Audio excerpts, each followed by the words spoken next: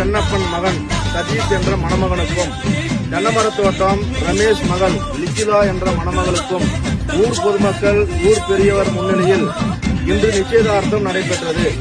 இது கார்த்திகை மாதம் திருமணம் செய்ய உறுதி செய்யப்படுகிறது. கார்த்திகை மாதம்